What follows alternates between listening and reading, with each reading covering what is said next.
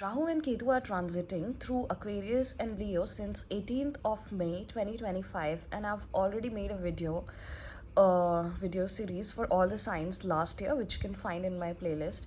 Now this series is specifically for Rahu's transit in 2026 through the Nakshatras, and I will be making a separate video series for Ketu's transit in 2026.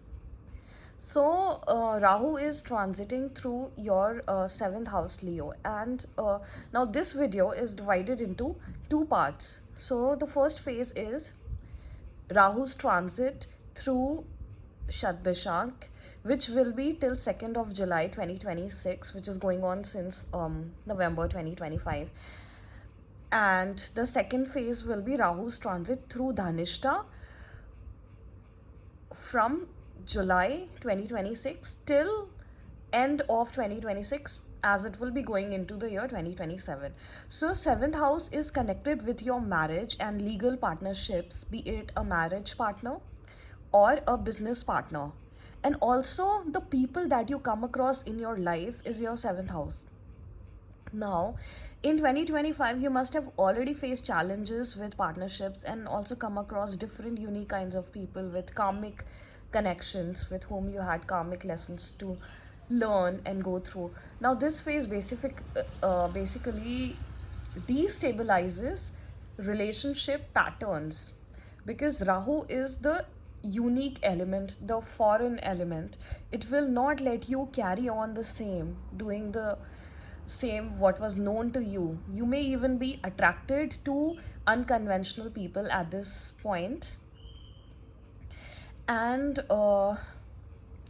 mainly you will find that your own identity is being mirrored through your partnerships and relationships. So just be aware of any ego clashes and projecting onto your partner what you are going through inside, because that is what your partner will also mirror back.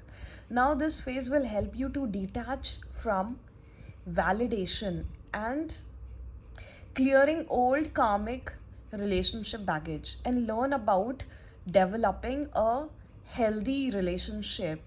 So, see, this transit for you, Rahu through Aquarius, through the nakshatra of Shatbhishank, is basically clearing away a lot of toxic patterns in your relationship. It is clearing away a lot of karmic baggages which you have also been carrying with you, and also through facing with certain people and certain situations, which is obviously going on since November 2025, right?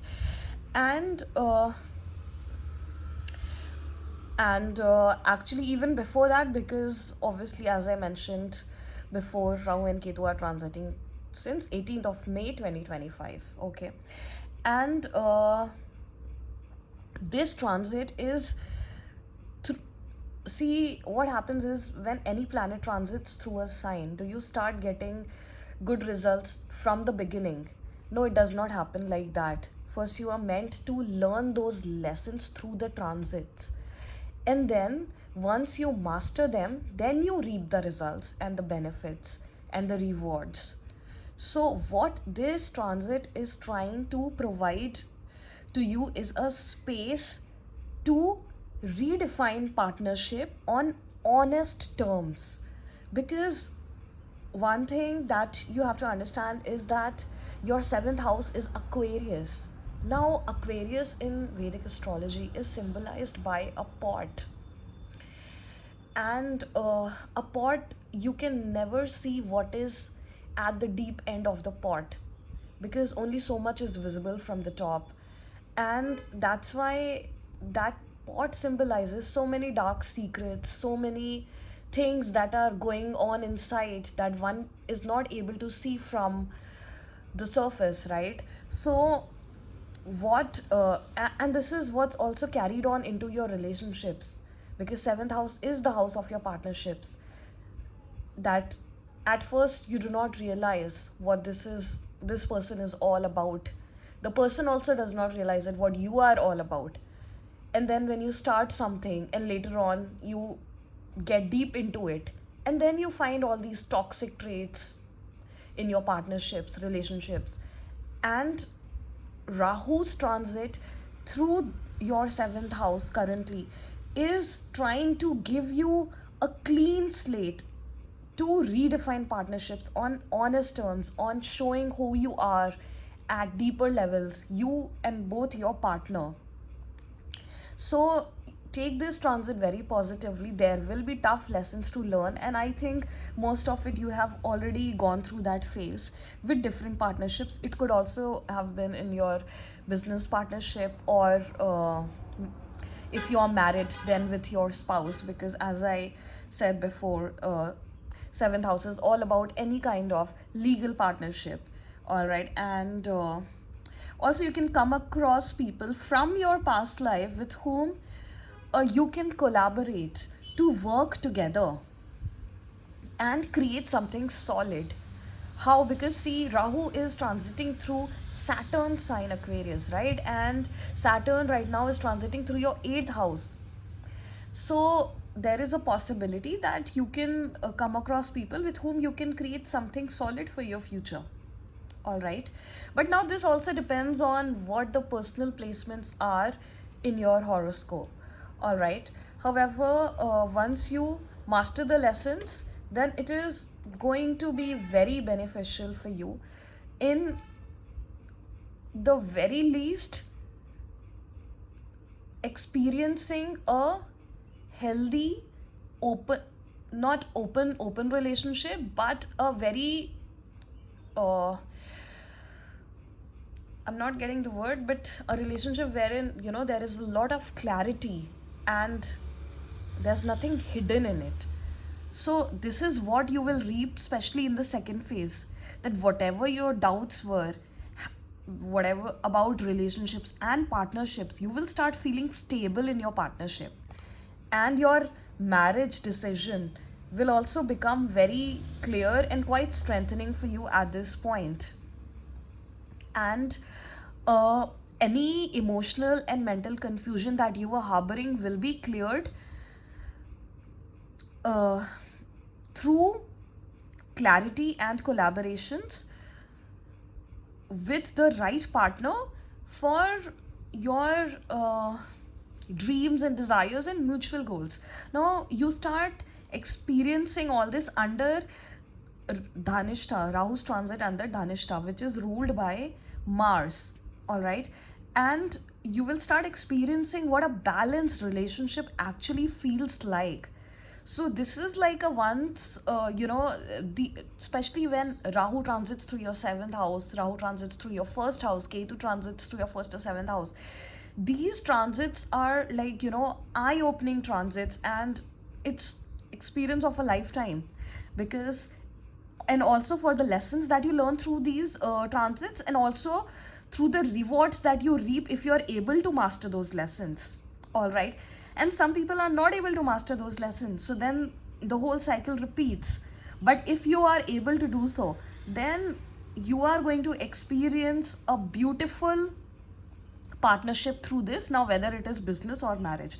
And now there can also be recognition in public life and through partnership, and any kind of alliance that you form with people that you come across at this point.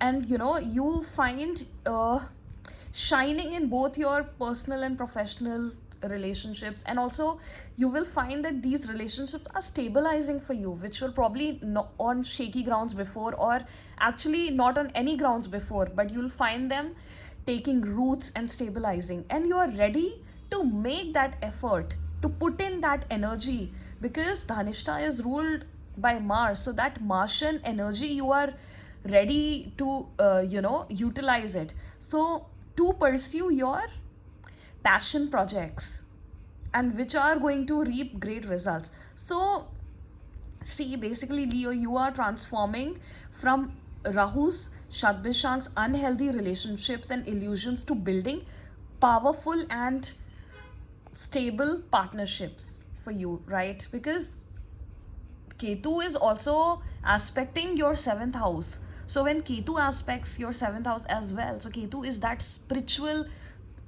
shadow planet, and as much as people fear Rahu and Ketu, the truth of the matter is that it's the Rahu Ketu axis that we are balancing throughout our lifetime, and it is what actually balances our life when we are able to learn the lessons. So you find your life becoming more aligned and more powerful than ever before in terms of partnerships and yourself. And health wise also, in the first phase, try to rest as much as possible to calm your nervous system and ground yourself as much as possible. Eat and sleep on time, as there will be digestive overload, and don't let much negativity build up in you. There can also be like hormonal shifts and imbalances, skin issues, liver issues, fatigue, digestive issues, psychosomatic issues in the first phase.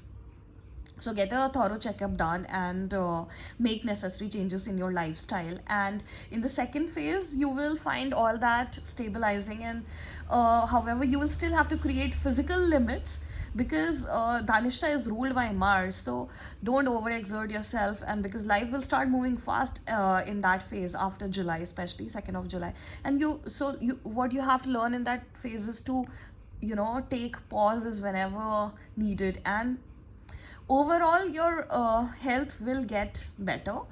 And also it really depends on your personal chart. So overall this transit is going to be, make or break for you, to be honest. So try to see things from a spiritual perspective, from what actually matters to you, from what you actually feel at the core, and you will see that blossoming into your partnerships. You will see yourself blossoming through it. So love and light to you, Leo. Make the best of it.